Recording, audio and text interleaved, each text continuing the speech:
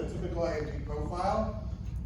We've been taught that it's build relationships with high schools, and most of your recruiting class is predominantly young men and women that just graduated from high school. We've got 3 individuals with us today that don't quite fit that profile, and I'm really excited to share their story and to spend some time talking about their experience within the FAME program, and hopefully you all can take a little something from that. So, please, have a seat, guys. All right, Ted Manus. Yes. Lead us off. Tell us a little about yourself, what chapter you're with, who your sponsoring company is, and a little about your story. All right. My name is Hayden Manus. I am from the Jackson, Tennessee chapter. I'm full-time currently working at Techno Apex in Brownsville, Tennessee, and my personal safety commitment is to always look out for potential hazards in the workplace. Yeah, A little bit about my story. My family, the maintenance has always ran in my family. I know I was a little late starting finding this program, but maintenance has always been part of my family, and I just wanted to continue my family legacy of being in maintenance, because my dad, he was in maintenance for 25 years. My grandpa was in maintenance for 20 years, and my great-grandfather was in maintenance for also 20-something years too. So I just wanted to follow the family legacy and just continue that route. Sounds like it was in your blood. Yes. But, maybe you fought it for a little while. We'll come back to that late start in a minute. All right. Bertha Ostermean, tell us a little about yourself. Hi, my name is Bertha Ostermean. I'm from San Antonio, the Texas Stream in Alamo. I've been with HEB for 10 years, and my safety commitment is to always be aware of my surroundings. And a little bit about myself, like I said, I've been with the company for 10 years. Maintenance has always been around in the rooms where I've worked at, so I've always been a hands-on person, so I figured this could be a perfect opportunity to get more into my piece of equipment that I have to work on. Good. Well, we'll get back to how they ultimately recruited you. You got a little bit of an interesting story. So, Wes Simmons. Good morning, everybody. My name is Wes Simmons. My personal safety commitment is always use correct tool for the job. I'm from the East Alabama chapter. I work in General Dynamics. And a little bit about my story is kind of between my junior and senior year of high school, I lost my dad. My senior year of high school, I didn't really know what I wanted to do. Shortly after graduating high school, I lost my mom. So I didn't know what I wanted to do in life, and I didn't have anybody to turn to on what to do. So I turned to some good family friends, and they advised me that I'm still young, I had the opportunity to go to college, at least try it out. If you don't like it, move on to the next thing. So I started out with machining, did that for a year, got an apprenticeship at a tool and die shop, and then heard about this program and asked some family friends again and said, what do I do? Same answer, well, you're young and you have an opportunity, try it. If you don't like it, move on to the next thing. So here I am today, graduated, so I did it, never looked back. Distinguished grad, if I recall. Yes. Yeah.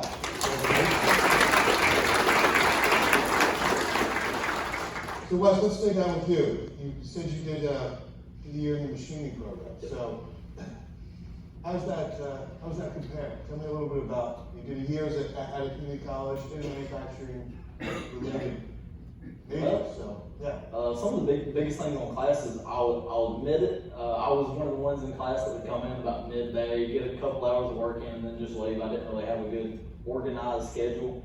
And that definitely changed coming into this. I can say that actually helped me a lot and transferred me into the real world with it. It helped out a lot of having that definitely organized and scheduled pattern of, I know what time I gotta be there, I know I gotta be early, and set things ahead of schedule instead of just saying, well, I'll just show up at this time and do that. I think ahead and try to think, well, what if I get caught in traffic? What about this? What about this? And I see that in the real world with troubleshooting. I don't just jump into something and say, well, let's just try this and see how it works. It's, well, if I do this, what's the effects on this? If I say this, what's the effects on this? So just that alone, I've seen the effects of it. And the difference in being in maintenance and kind of the production side of things is a big difference too. But I can see some of the skills I've learned from here going into maintenance, like the troubleshooting of thinking forward into things and thinking, everything I do has some type of action behind it, and trying to think ahead to that instead of just turning a wrench. If I turn this wrench one too many times and I snap a bolt, now that 30-minute job is a 2-hour job. And I think that transfers to a lot of different aspects in life. That's it.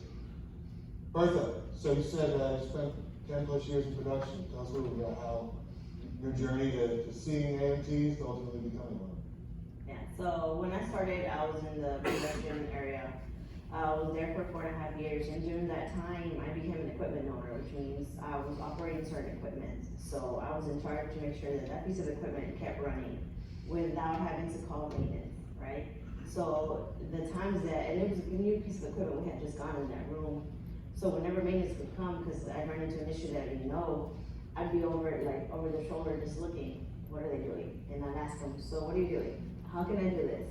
Can I do this without having to call you? You know, how much of this equipment can I touch without getting in trouble? And they would always be willing to tell me, yeah, well, definitely, you can do this, you can do that, you can touch here, you can move here, this is what causes this, I'm like, okay. You know, and then during that time, I heard about Texas Spain, but during, you know, for us, they only offered us, 30 hours so that we can have time to go to school. But I wasn't making enough financially to be able to support myself and my family during that time. So I had to turn it down. Continued working at the company. I moved to QA, quality assurance for a year and a half. Then they recruited me back to production as a specialist. So I ran the room that I actually started off in. So then I learned more about my room and how all my pieces of equipment work and how I had to make sure that from the beginning to the end, my line had to keep running, right? So anytime maintenance came in the room, I would always ask the same thing. How much can my operators fix this equipment before having to call you? So because of that, I got a good rapport with the maintenance department. So then one time I'm in the maintenance shop, checking on one of my pieces of equipment that was in there and just checking, hey guys, I'm not trying to rush you, but how's it coming along? How are we doing? And then technology leader was actually in there recruiting somebody else. And that person said no, because they didn't want to go back to school. They said, I'm too old to be back in school. So I'm like, I'm not. Not that I don't like my age anyways, but I was like, no. I'm like, can I do it? And he said, do you want to do it? I'm like, yes. He's like, are you sure? And I'm like, you recall I had applied the first time. I'm like, so yeah, I really want to. And he's like, okay. So by the end of that day, I got an email saying, these are the people you need to get in contact with. He's like, get it going. So that's how I ended up in the. That's it. Thank you. So Hayden, you had a bit of a meandering journey too, including starting off in college and then a couple different directions. You want to tell us a little bit about what happened between after high school and then eventually? So I graduated high school back in 2014, and I took a class in high school. I took psychology. So I was like, okay, I really like psychology, so I'm going to go try it in college. So I went to Jackson State for a year and a half, or about a year. And I went for a psychology major, and I was actually minoring in psychology and criminal justice at the time. So I was like, okay, well, school really ain't for me no more. I'm gonna go work full time, because I was ready to make money. And so I worked in production in factories for about 7-8 years. And then I was actually working currently at TBTN whenever I saw a little note on the side of the wall, and it said A&T COLA. So I was asking them, I was like, what is this A&T COLA? And and I saw maintenance beside it. I was like, so this is like an internship. I was like, okay, this is cool. And obviously, it ran in my family, so I was like, okay, I'll just try it. So I reached out to Jackson State, and they put me in touch with Miss Kathy. And I started talking to Miss Kathy about the program, and she's like, yeah, this would be a good program for you. So I started, and I didn't really know how to transition into it, because me being older, me having bills, and me quitting full-time, going part-time, I didn't really know how to balance that. But I am grateful for my grandmother letting me stay with her. That kind of helped me out a little bit too. But as I went to Jackson State, I knew I was going to be older than most of the students there. So the journey was a little rough at the most, but it turned out to be great.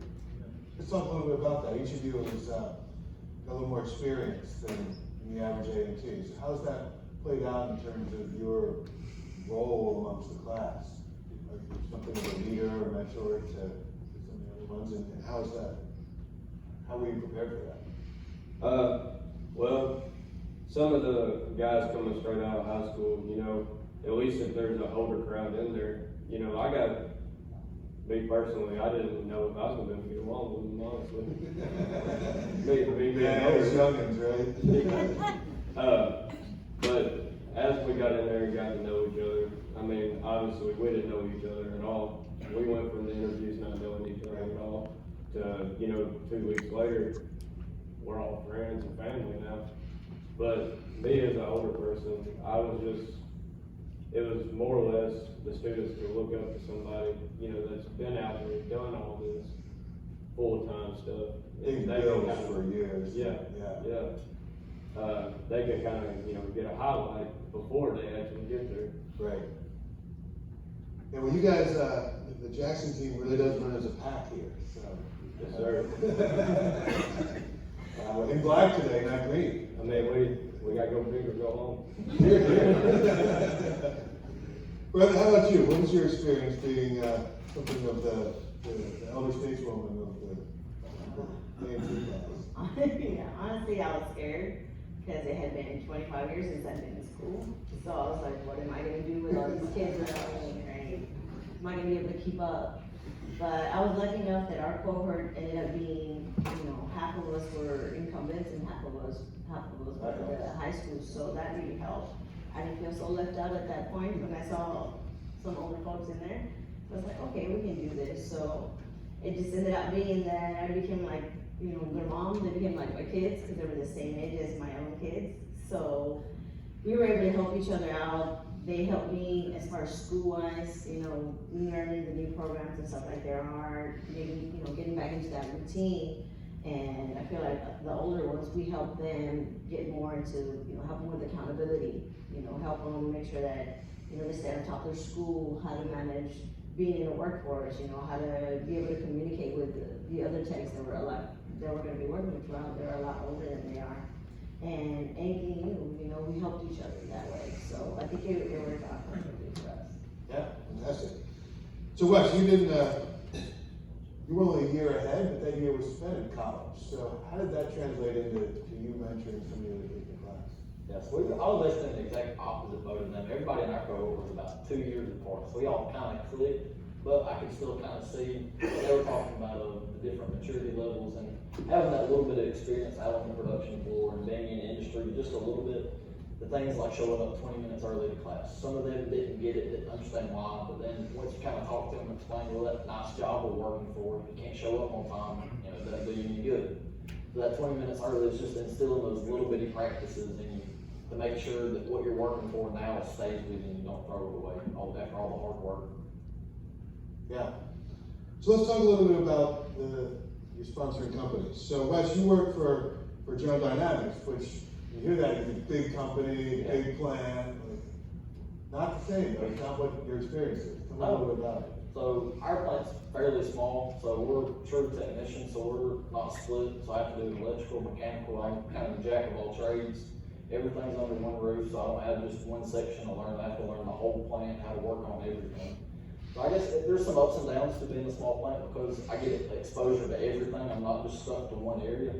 But then it's kind of hard to move around and specialize and really learn something because we cover the whole plant, we have to move wherever the issue is. I don't have a lot of time to move just to one area and work with them. Cool. So, Bertha, HEB, when we did our prep call, you were in a nice hat and a big overcoat. What's your experience like on the plant side? So HEB is a grocery company, right? It's real big in Texas, and it started off as just groceries, and then it just became something bigger. So now we have different plants that create our own products. So I work at the meat plant. So in the meat plant, we have a little bit of everything that we pretty much started with, except with robotics. But they have robotics now, robots in our bakery. That's something new that we're doing. So since I work at the meat plant, like you said, when you saw me in the Zoom meeting, is because I had my beanie on, I had a gator, like. It's cold. I get cold easily. So I work in the meat department. It's about between 33 and 38 degrees every day. So but you guys still gonna be in there and work on all those pieces of equipment so that the lines keep running. Tell me a little bit about your experience, and it sounds like you already knew the maintenance team somewhat. I did. Kind of got recruited, so how's it like actually being part of that now, and how's it different from what you were doing before? Well, it was actually funny, when I told the guys, some of them were okay with me coming over, because they already saw how I was with the pieces of equipment. They already knew that I took pride in what I was doing, that I made sure that my equipments were good and take care of it. And especially as a specialist, I would always be, on top of my operators to make sure that they did the same thing, right? Because obviously, if we're stopped, we're not making money, right? So when I let them know, hey, I wanna join this, I'm gonna be in this program, they're like, really? Like, you sure you wanna do this? You're gonna get your hands ready? I'm like, I get my hands ready right now, I'm like, what are you talking about? And so they said, okay, sure. So they would try to prep me. So they'd ask me questions, or they'd tell me, hey, with this, or hey, when you do this, this is what you do, you can touch here, you can move this. So they would try to prep me, and then once I actually came in, it was weird because the ones that didn't know me, were a little apprehensive of what you say in front of me, right? Because I'm like, oh, the new girl, it's a female, now we have a female in all male department. But they learned pretty quick that they ain't gotta worry about me. Blend in just fine. So now they're okay, they just consider me as, one of the guys sometimes, and it's like, they don't see that, male, female anymore. Right. They just see me as another one of the techs. So pretty much from the get-go, because they knew me, they were treating me as a regular AMT. They were treating me already as a tech, Right. So because, like I said, since I was already an equipment owner, they would be asking me questions about our OMA or our MRIs. Hey, brother, when this happened, what did you do to fix it? Why is it that this happened? What causes this? So then we'd go to a room and we had one of the wires going down, and they would ask us, okay, Brenda, it's like, what kind of adjustments can we do? What are the settings? Where are they supposed to be at? So that it's like, I was teaching them about the equipment as far as the operator side, and then they were teaching me as the mechanic side about it. So it worked out very well. Perfect. So yours is the traditional sponsored incumbent model, where your company chose you from production to move into maintenance. Have you seen a lot of other either production employees or young women talk to you about their experience and look at, hey, I can do that too? How's that playing out? Actually, it is. Especially at the beginning, I got a lot of questions about it. They wanted to know, how did you get in there? What's it like? Do you have problems? Is it easy? I said, well, it's not easy. But nothing that you ever want is ever going to be easy. It's always about how do you want it? How bad do you want it? What are you willing to do for it? So yeah, they ask a lot of questions. They ask what they can do. Some of them that are wanting to get in actually couldn't, because they applied, but they didn't say that they didn't have the high school diploma. So I said, that's one of the first things you gotta do. You need to finish that first when you wanna get in here. So the word's definitely gotten around. Now, everybody in the place knows me, at least in the new plants. And a lot of them knew me because they knew me before from production. They knew how it was and how it was with the equipment. So now I can walk into a room as a maintenance tech and they'll be like, oh, thank God you're here. Help me with this piece of equipment. So it's nice to see how much, how the respect has changed for, with certain people, but how it's also grown with others. From the ones that knew me, and now when I go in there and fix a piece of equipment, they're like, oh. So they see me, they're like, okay, you're a girl, but yeah, you can do this. Yeah, you are ready.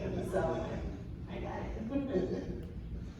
So, Hayden, you were working in manufacturing, bounced around a couple of production jobs, but yours was not, the company you were working for was not the one you ultimately ended up being sponsored. So, tell us a little bit about your experience within production, and then you said that maintenance is kind of in your blood, but how you ended up where you are. So me working as production, like Barton said, I've always liked working with my hands. So working in production, I always wanted to be that person. Even I was an operator, but I always wanted to be that person when something happened, I was to fix it. But I know I couldn't because I was just an operator. But taking Apex,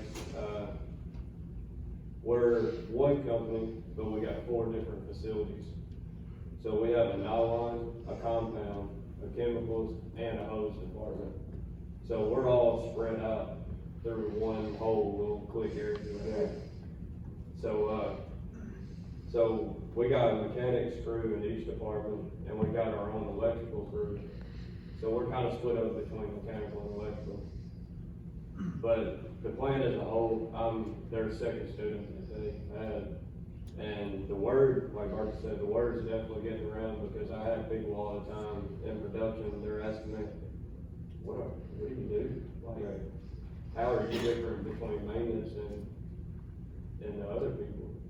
And I told him, I said, well, I chose to go to school for doing this, because my plan is you can actually come in and not have no experience at all and come straight into maintenance.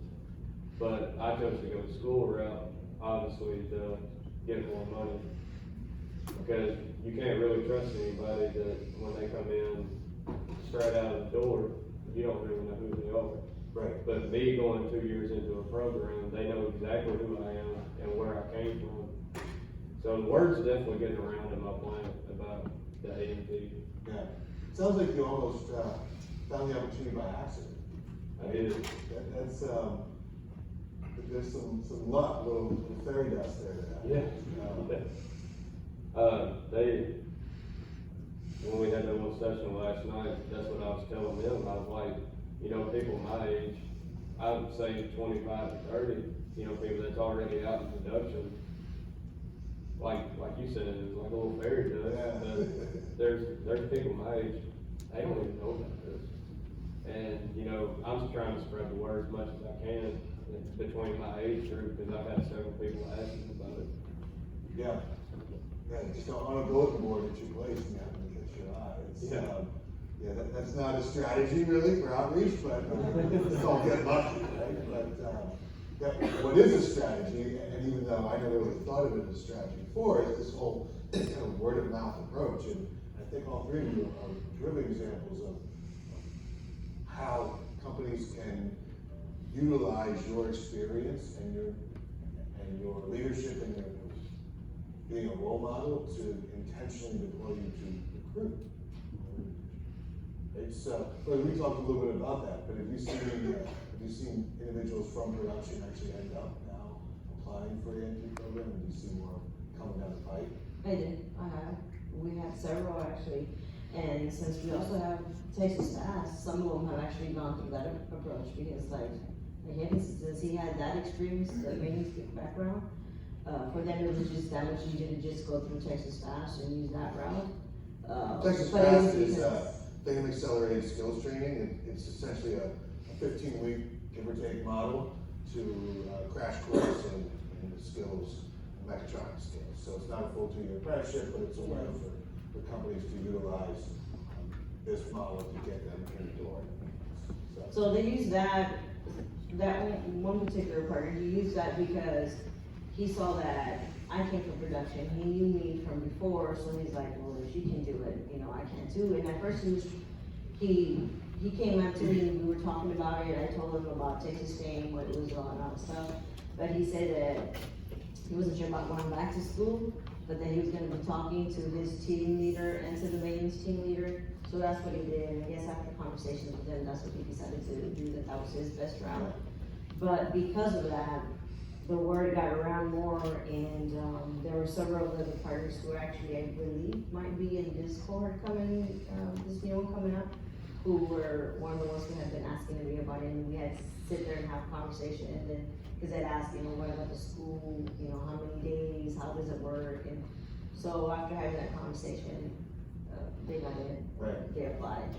I like to think that I'm selling it pretty good, but I don't know. Okay. At least with them. So what about you? How are you recruiting or bringing new individuals into the program? Are you talking to the production side at your Dynamics, or how are you feeling like you're bringing new students in? Well, I'm kind of in the opposite boat again with them, that we don't have anybody from production. So I really don't think production knows yet the true scale of what we are, what we do, and that they could swap over if they wanted to. Most of ours is students straight out of high school with just a little bit of experience. So most of our recruiting comes from going back to our high school and surrounding high school area to try to get them. Tell me your experience about that. It was good to go back and see some old faces, and I think that really helped, because when you go back, you see familiar faces and you can talk to them, and I think they relate a little bit more to you, because you've seen them for 2 or 3 years during high school, and then you come back and say, I'm successful because of this, I'm trying to help you. I think it hits home a little bit more to them. So I think trying to get people from wherever they're at and try to send them back and say, this really works, you kind of know me, I'm successful, it works, you know, you really need to look into this. I think it hits a little bit closer to home than just somebody random showing up and saying, hey, this is what we do. So trying to get a little bit of familiar. Y'all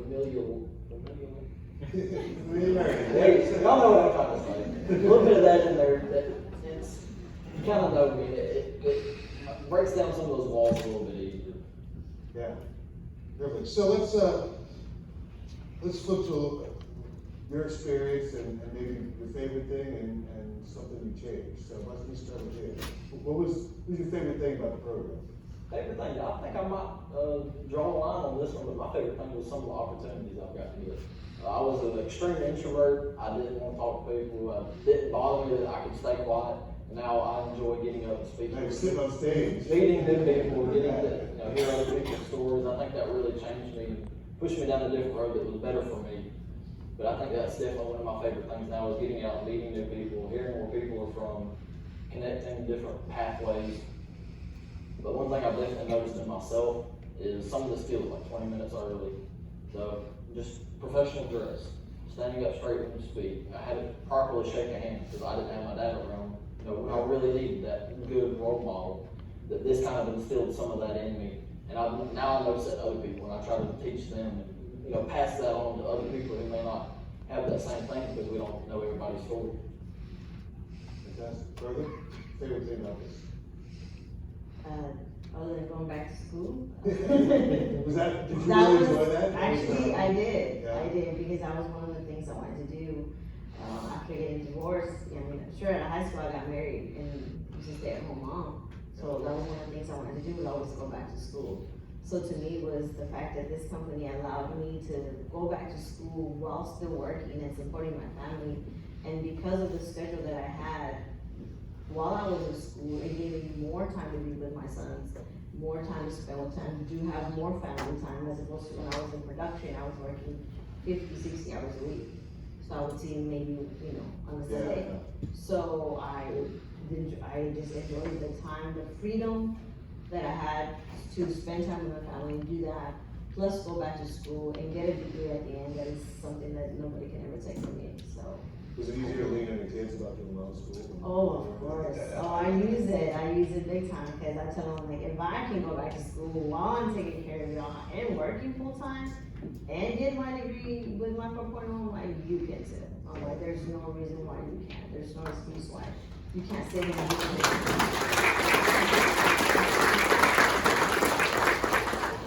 Any favorite thing about it?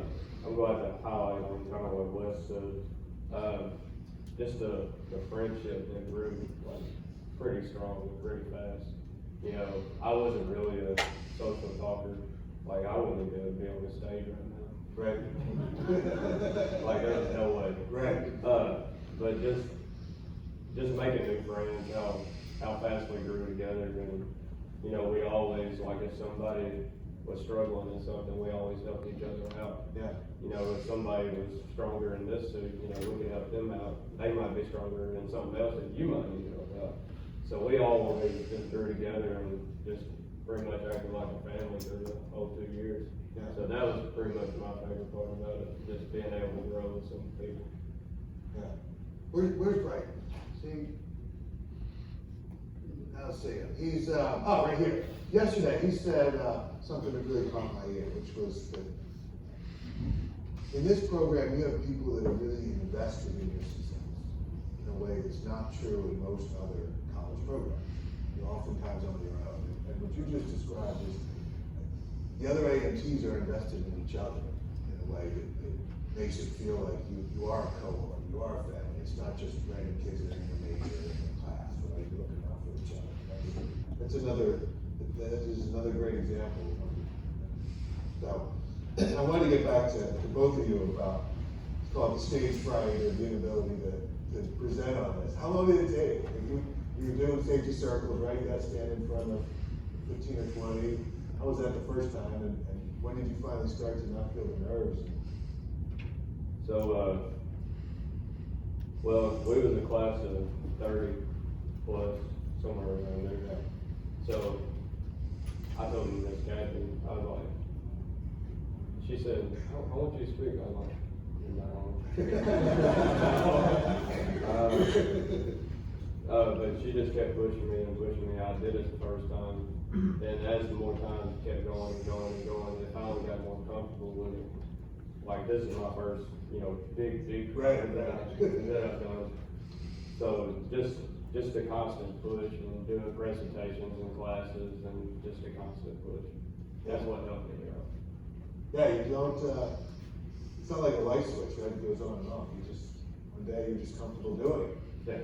So, how was you, Wes? How'd that, I'm kind of going on the same thing Hayden said, that the safety circles and everything are just kind of being pushed of, hey, you don't really have an option, you gotta do this.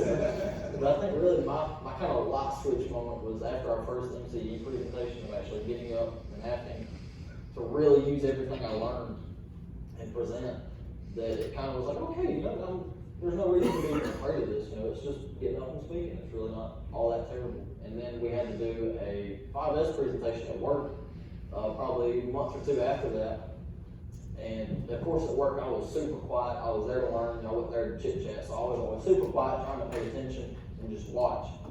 So we had this presentation, I get up there and I guess my light switch just flipped on and I went into fame mode and I just started speaking and going at it. And my supervisor, I just watched his face drop from the back. After the presentation again, and he said, son, that is the most I've heard you speak in the 6 months you've been here. So now I'm kind of the designated speaker for our maintenance crew. Anytime we have to do a presentation or anything like that, everybody just looks at me and like, you're a part of this, right? I'm like, yeah, I know.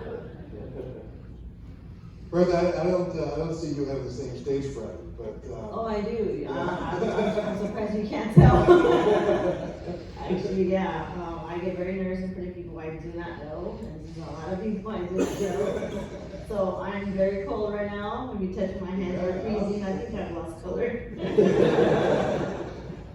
But yeah, I do get nervous. I'm more comfortable once I know, like, the group of, as long as I know them. And especially like if it comes about talking about fame, I have no problem, like I'll get out there and I'll tell them what the program's about, what the good thing about it, and what all you can do. So that's why at work, I was saying earlier that that's what the TLs do. They'll go in with the teenagers, they'll go in and call me, hey Bertha, I need you to talk to this person, they wanna know about this, I think they'll be great at it. So that's one thing, somebody would always be coming to shout, hey Bertha, they're looking for you, and I can see them, they're talking. So when it comes to that, I have no problem speaking, but when it comes to public speaking, I get very, very nervous. you're doing a great job. So, it's funny you mentioned being able to talk about fame. It feels like every time in an audience like this, many of you start talking about what this means and you sort of go on and you get fast. It's like you're really excited. I'm looking at John McPie back there, who is the same way. Even Tony, where's Tony, right? You get him talking about it. It's like everybody gets energized about their experience with this program in a way that is unique and really demonstrates what it means to all of us. So let's spend a minute talking about what you changed. So what do you wish had happened, or what would you change, or what suggestion would you make, either to your employer, or the chapter, or to me, to Fame USA? Very good question. Think about it. Bertha, what do you?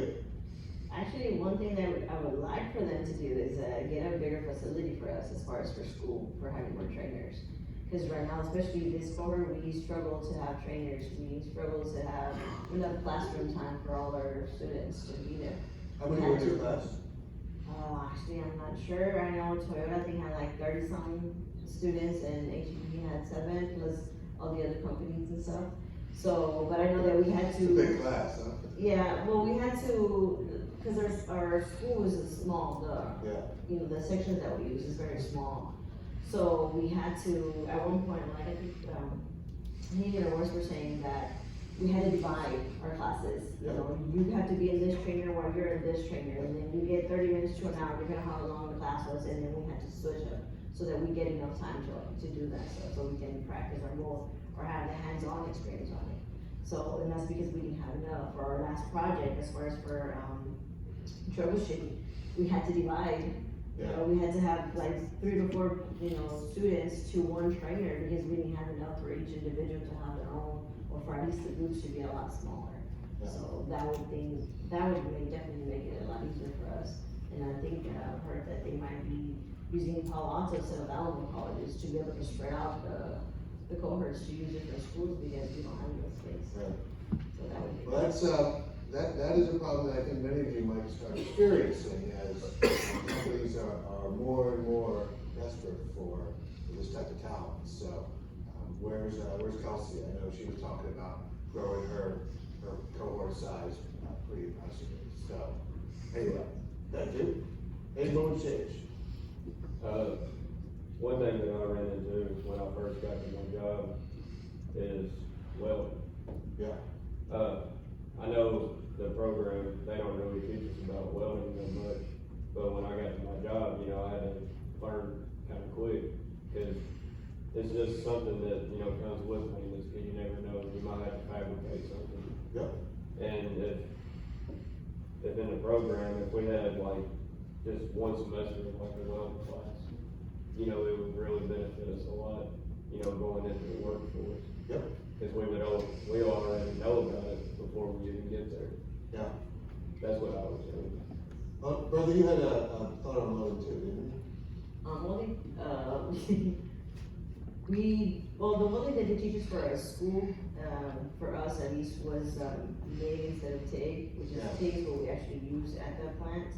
But I think that because of that, we talked about it a lot, and I think for the next, quarter, when they start their welding class, they're actually gonna change it to TIG, because that's what we use in the plant. So they change it to, what they teach us at school is what we're actually using at our workplace, so that helped a lot. But those are what's the technical elements here and the experience of what they're learning in school and how to apply it and what they're not getting and how that would help them in class. So, Wes, I know you're a distinguished grad and love the program. Maybe it's 2 thumbs up from you, but anything you suggest? I think it's been pretty well, but one thing I would definitely say is, for me, it's easier to speak to people, and at our CE presentations, it's kind of hard for companies to show up, so I kind of wish they would, because I think when new cohorts come in, it's easier to speak to somebody that's actually asking you questions. You can look at them, you can read body language, see if you need to speed things up, they're just getting bored. You can kind of read off the audience. Yeah. And I think it's hard when industry is not there, so I think I'd personally like to see more industries actually come out and support us in those moments. Because then it leads up to moments like this, and you have people that are a little bit better at speaking because they've got that audience in front of them. They kind of learn how to read body language. So I'd like to see a little more company interaction and support.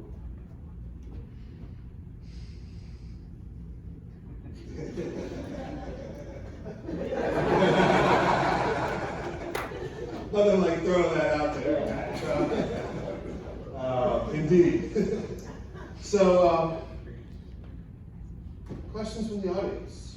Got a few minutes left up here. Anything that you'd like to ask these individuals? Know somebody got something out there. Yeah.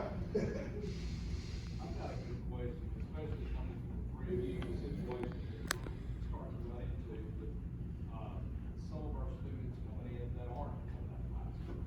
And, the struggles that the employers are having, trying to balance out and say, most of them already have families and so forth. So what, as a company, can we do to help? Yeah, so the question was, there are more and more individuals that are not directly out of high school, but they've got life, got bills, got issues, got things that they need to deal with. So how can the programs or the company better support them to enable them to succeed in a program like this? So. Me? Go ahead, Brenda. Okay. Yeah. We'll start with you, although Hayden, I think you might have some thoughts here too. Go ahead. I mean, I know what you can do yourself, but I can tell you what my company does, right? So, our company has our particular instructor who we go to every Friday, right? Every Friday we go to him and he helps us. He'll sit down and ask us, okay, what are you learning at school and what are you learning at work? And depending on what we're doing there, that's what he'll base off the teaching for that particular day, and this is every week. The good thing is also that at our plant, and each plant actually, because they understand that we're AMTs regardless of whether we are, incumbents or not. If we are struggling with anything part of the school, because their thing is, they wanna make sure that you graduate, they wanna make sure that you're being successful. So if you have problems at work, they'll sit down with you and, talk to you and explain to you, like, okay, what are you struggling with? They'll do like a teaching class right there, the text themselves will do that. If not, then we can go into our own personal instructor and go to him and they'll say, yeah, go ahead and go. So they'll give us that time to work with.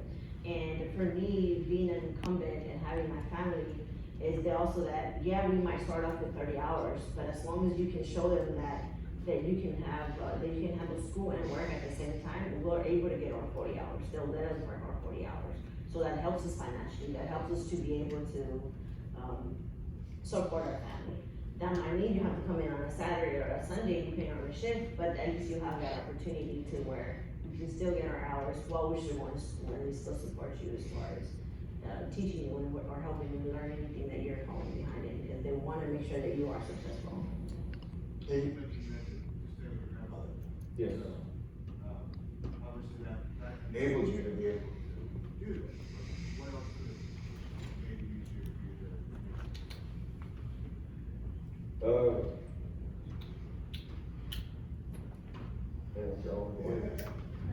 Think about it, you mentioned not having your parents, so how did you get by on this?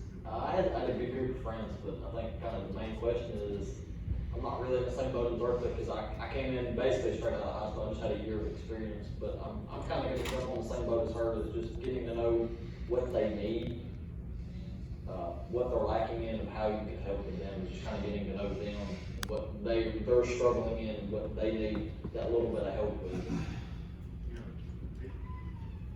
One thing about my job is us being a bigger plant. I was able to, the first year student, he was in the first year, and me coming in his second year, so I just wanted to be able to learn as much as I can in class and at work all at the same time, kind of learn the same similarities that I was learning in class, but also at work at the same time. So I was talking